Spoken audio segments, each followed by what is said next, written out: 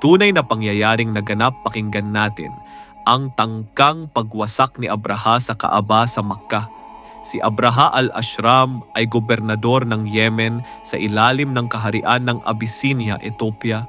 Nagpagawa siya ng napakagarang simbahan na tinawag na Al-Qullais upang doon magtipo ng mga tao para sumamba.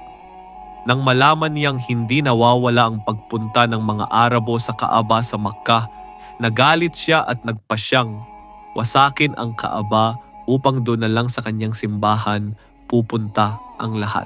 Upang sumamba, bumuo si Abraha ng isang malaking hukbo na may mga sundalo at malalaking elepante. Pinakamalaki sa lahat ng elepante, si Mahmud. Habang papunta sila sa Makkah, winasak nila ang mga madadaanan nilang maliliit na bahay, sambahan ng mga Arabo upang ipakita ang kanilang lakas. Pagdating nila malapit sa Makkah, sinamsam nila ang mga alagang hayop ng Quraysh. Kabilang dito ang humigit kumulang 200 kamelyo ni Abdul Muttalib, pinuno ng Makkah at lolo ni Propeta Muhammad.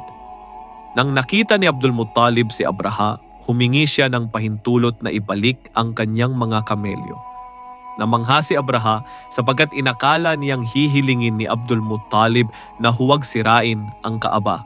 Sinabi ni Abraha, nang makita, mataas ang tingin ko sa iyo. Ngunit bumaba ang tingin ko sa iyo. Nang hilingin mo na ibalik ang mga kamelyo mo, kaysa hilingin mo na huwag sirain ang Kaaba. Ang sagot ni Abdul Muttalib, ako ang may-ari ng mga kamelyo. Ang Kaaba ay may Panginoon na nagmamay-ari at magpaprotekta nito. Ipinapakita nito ang pagtitiwala sa pangangalaga ng Allah sa kanyang banal na Kaaba. Nang lumapit na ang hukbo upang wasakin ang Kaaba, pinaharap nila ang mga elepante at si Mahmud sa direksyon ng banal na Kaaba. Ngunit tumangging humarap at lumuluhod ang mga elepante sa tuwing ihaharap sa Kaaba at ayaw din nilang umabante patungong Kaaba kahit anong pagpalo o paghila ang gawin. Ngunit kapag pinaharap sila patungo sa ibang direksyon, mabilis itong lumalakad. Tanda na may kakaibang hadlang mula sa Kaaba ang Allah. Ang mga ibon na ipinadala ng Allah sa sandaling iyon, ipinadala ng Allah ang mga ibon na tinatawag na ababil na dumarating mula sa iba't ibang direksyon. Ang bawat ibon ay may dalang 3 maliliit na bato na gawa sa inihurnong luwad higara min sijil. Isa sa tuka, tig-isa sa 2 paa. Maliliit ang mga bato, kasing laki lang daw ng lentil o buto ng munggo, ngunit may matinding pinsala ang bawat tamaan nito. Ano ang nangyari sa hukbo habang papalapit sa Kaaba ang mga grupo ni Abraha? Pinagsakan sila ng mga ibon ng mga batong iyon. Sa bawat tatamaan ng bato ay bumaon sa katawan, nagdulot ng matinding paso o pagkasunog ng laman.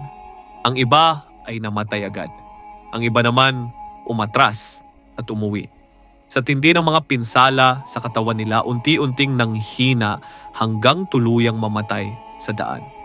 Ang mga elepante, lalo na ang pinakamalaki na si Mahmud, ay tinamaan din.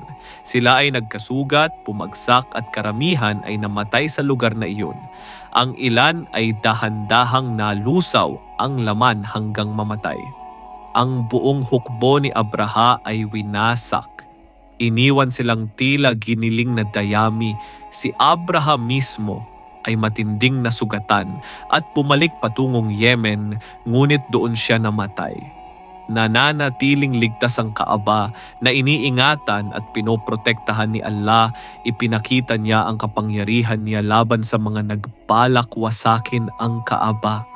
Ang pangyayaring ito ay nakasaad sa Quran sa Surah Al-Fil, Surah 105. At ang buwan din na iyon na Amul Fil, ito din ang buwan na ipinanganak ang Propeta Muhammad, peace be upon him. Mga mahahalagang aral dito ang paglusob ni Abraha at ang pagkawasak ng kanyang hukbo ay naging tanda ng proteksyon ng Allah sa kanyang banal na Kaaba. Ang mga batong iyon ay hindi pangkaraniwang bato.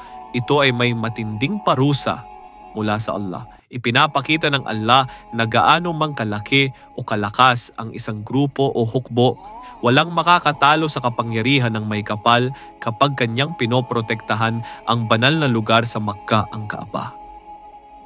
Naway nagsilbing aral at paalala na ang Allah ay pinakamakapangyarihan at pinakadakila.